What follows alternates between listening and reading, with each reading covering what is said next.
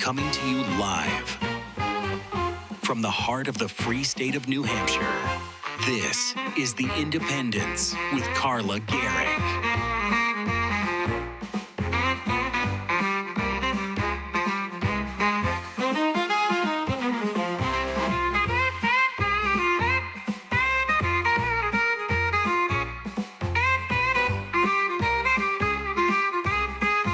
And now, here's your host, Carla Gericke.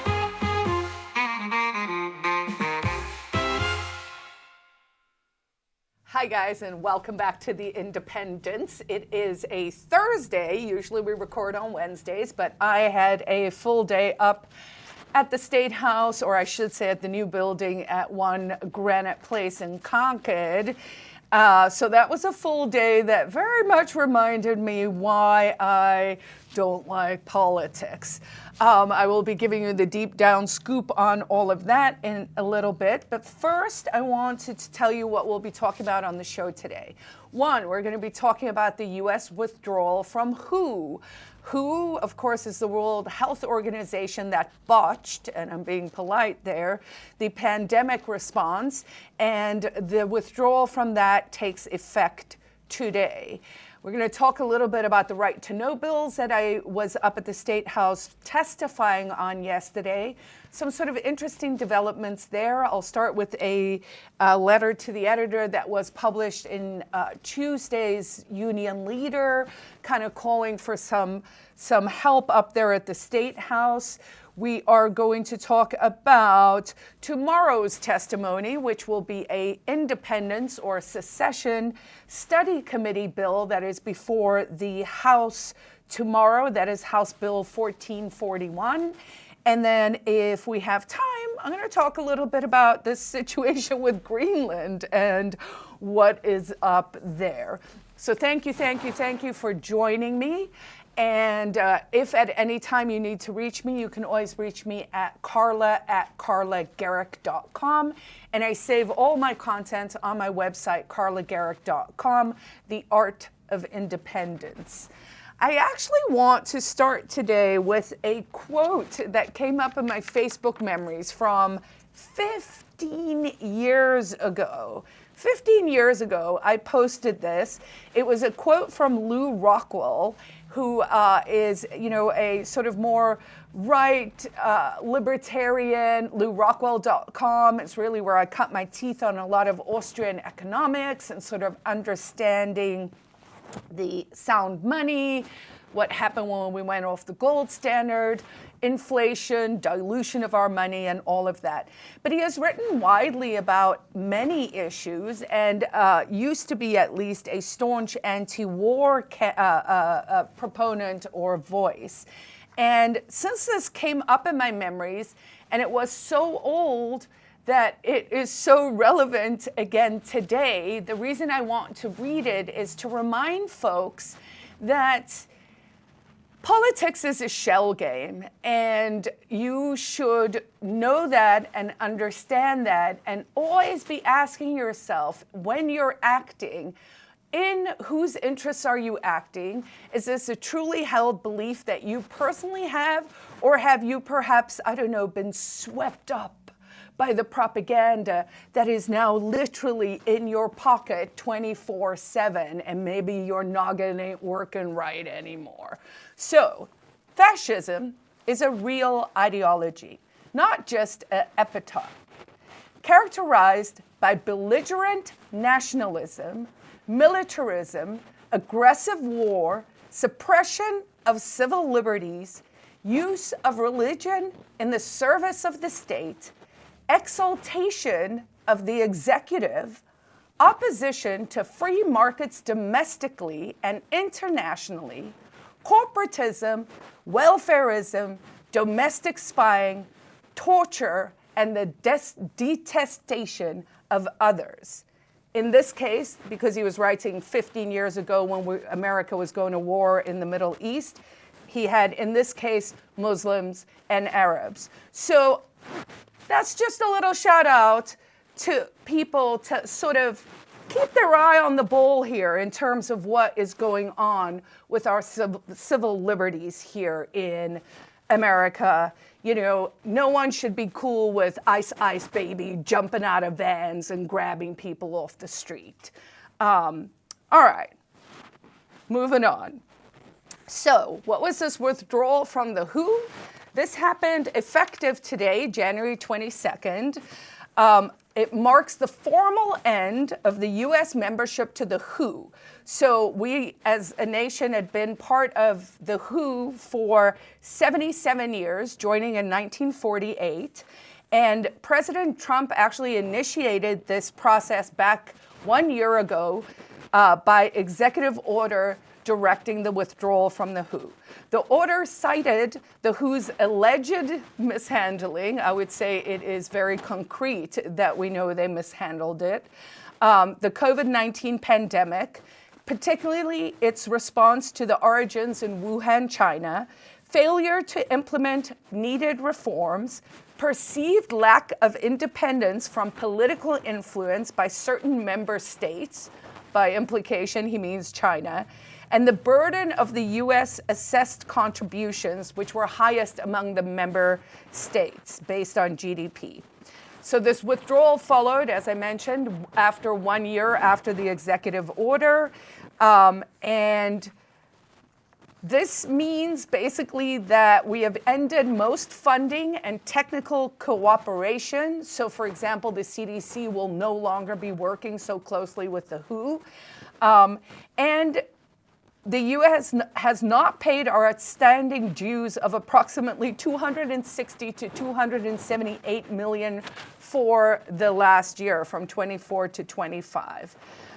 This pushes more of Trump's sort of America First flavor, but I actually do think that this is a good decision. The WHO, of course, we know has been captured by interests that clearly did not serve the interests of human flourishing during COVID.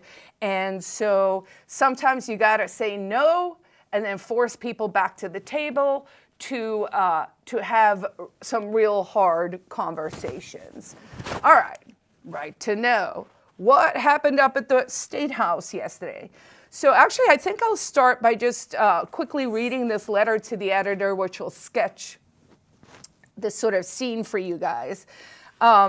So there were two transparency bills that were up at the State House. The one was HB 1746, and the other one was HB 1587. So 1746 was said that taxpayer-funded investigations are subject to the right to know. So these are for probes that happen that are paid for by citizens, that those probes and investigations should belong to the public. Now, to be honest, I did not think this would be so heavily controversial. I expected actually maybe municipal to come out and to be like, we don't know. But what turned out to happen was it was like a sea of popo who showed up. And that surprised me. And then it surprised me even more that they kind of wrote themselves into this bill in a way that certainly was not the intention when we originally came up with it. The original impetus for this bill was actually that departments, including, say, the Charitable Trust Foundation and other places that use taxpayer money to do probes or investigations or to get to the bottom of something. Some of it's personnel matters, some of it could be like an audit, some of it could be whatever, right? But if there's a report after an investigation of some sort, then if it was paid for by taxpayer money, then we should be able to get a copy of that under our open government laws. Makes perfect sense to me. So all the popos show up and they're like, no, this is going to harm confidential informants, and like just all this stuff that honestly had nothing to do with the bill. I was so confused by the whole thing and the whole reaction. It was also kind of tight up at the State House because one of the bills was in committee at 10:30, and then another one was at 11. Of course, that one ended up running along with their previous one, as it is when you go up there, part of my frustration.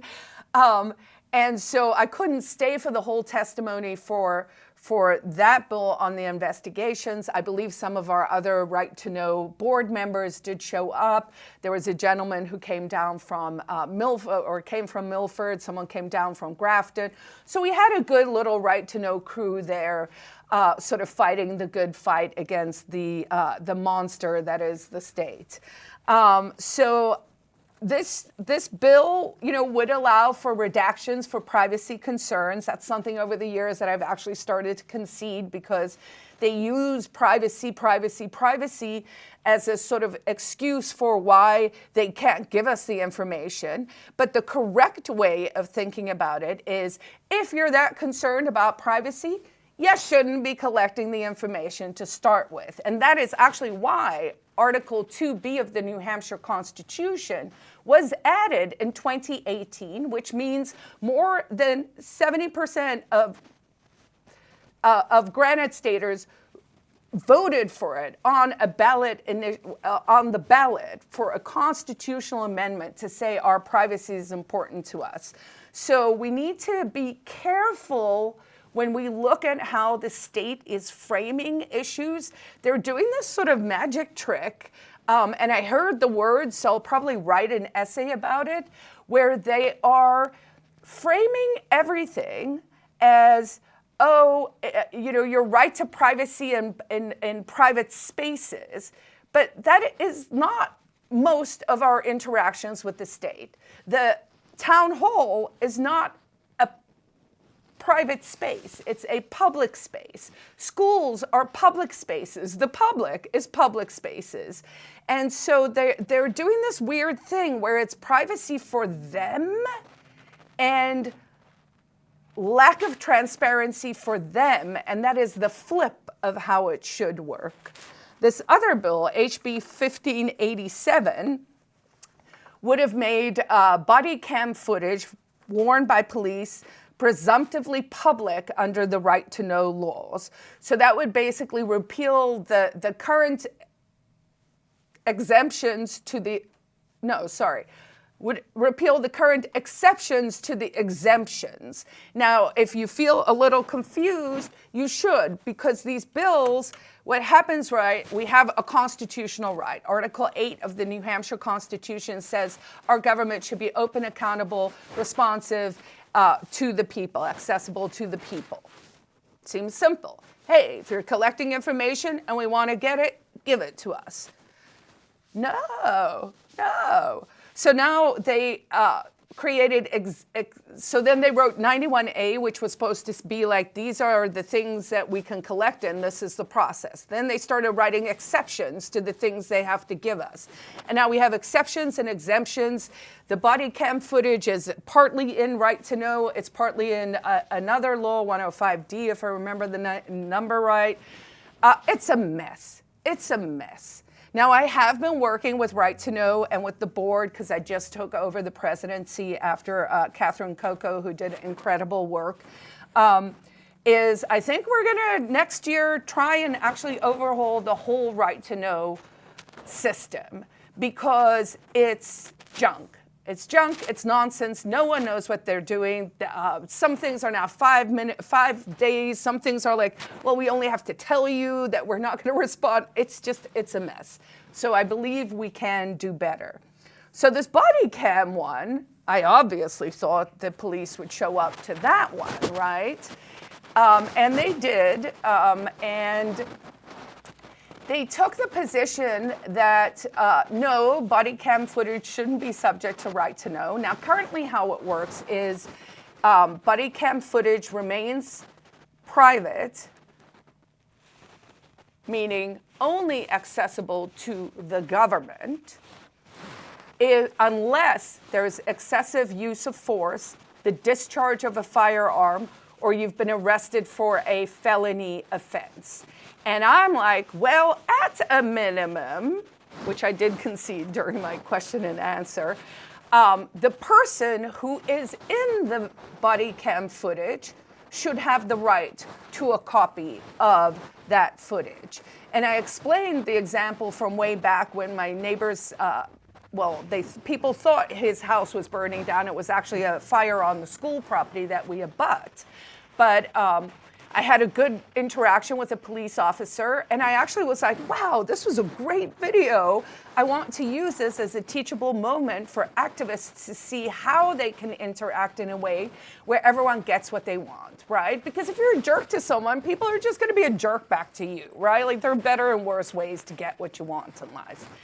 And I had filed a 91A with the Manchester PD, and they were like, no, you can't get it. And because of privacy. And I was like, well, I'm in the video, so I waive my privacy right. Can I get it now? No, you can't. Now that's where it seems a little sus, right? So I think we'll be able to amend that one to at least extend it so that the party in the video can get a copy. And that would technically mean it is then public, but since that's my goal anyway, that's fine. Now, the main concerns actually had to do with the redactions, right? Now, the redactions were a concession. I think, personally, if they're gonna wear, or if our police are going to be roving surveillance cameras, which is what it is, if they're walking around with their things recording all the time, then why don't we just stream that to the cloud 24/7? It could be like Cops Without Editing, and then maybe the retention policy becomes shorter, or so if you want to grab it, you got to grab it, and all of that. So I do think there are technological solutions to these problems, including to the officer who was like, it took me 14 days to edit this one thing because there were 4 cameras. And hey, I have empathy, sure. But you know what? There's this thing called AI. And right before I came here today, I was like, hey, AI, tell me how redactions might work for body cam footage. And I quote, modern AI technologies make redacting police body camera and similar surveillance footage for privacy concerns remarkably straightforward and efficient compared to traditional manual methods. So to all the officers who spent many minutes explaining how hard it is to do this, that concern is no longer a concern. And I don't really care if Axiom or whatever the company is that we've contracted with on that don't have those tools, then we can work around that. So it basically says here, once you have what once took hours or days per video to do the frame-by-frame scrubbing, can now often be handled in minutes with high accuracy thanks to specialized AI-powered redaction tools specifically designed for law enforcement.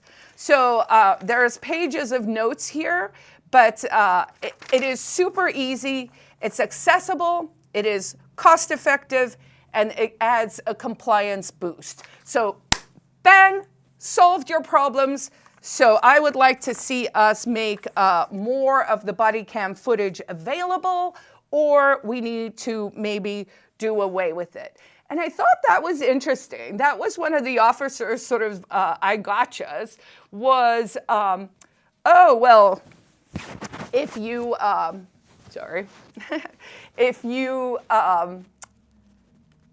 if you make us make these things publicly available, we will just stop using them. And I thought, wow, that's a really interesting anchor. And I was sort of torn for a moment because I was like, well, would that be the worst? I mean, we originally brought the technology to the police departments in order to actually assist them, right? It's evidentiary. It tends to put people on better behavior. And we know use of force, at least for a window of time, maybe 10 years now, you just see them actually saying heinous things out loud on camera after murdering people. So I do think both these right-to-know bills are good bills. They're good for New Hampshire. Whether the State House will agree, we'll have to see. But I am cautiously optimistic that we can work around whatever concerns there are and use technology to benefit us. So these bills, of course, promote openness without compromising legitimate privacy or safety, and they align with the New Hampshire Constitution. So if we're going to have a Constitution, why don't we stick to it? All right, then, can I remind everyone, if you haven't bought your Pork Day tickets yet, please do go do that. You can go to fsp.org and find them there. That is coming up, not this coming Tuesday, but the one after that, the 3rd of February. And I left it late, so now I am like, everyone buy your tickets. Buy your tickets for Porcupine Day. It's the 10th annual one where we celebrate triggering the move and thereby triggering the statists. All right, with the last maybe 10 minutes or so that I have left here, I want to talk a little bit about what's coming up tomorrow at the State House. So what we have tomorrow is House Bill 1441. And this bill is just a study committee to be put together with different parts of senators, House people, business people, like a whole little mix of New Hampshire Granite Staters to sit down and to be like, if we were our own country, what would that look like and how would it work? And when I was crafting my testimony at like 5 a.m. this morning, I'm so grateful to the LLM tools, by the way. I know some people are down on them, and yes, they can be dumb, and yes, you should check your work and all of that. But for someone like me who knows a lot and who has to consolidate and connect many dots, it has actually been very useful. So I've been looking for years for sort of a concrete example that could be comparative, because one of the things people will say is New Hampshire can never be its own country. So turns out, you know what's a pretty good example for us is Estonia.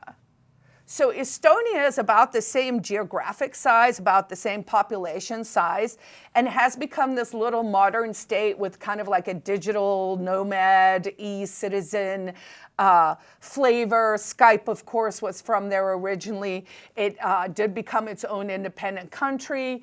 And so I was like, oh, side by side, this could be a good example to help people sort of grasp and understand.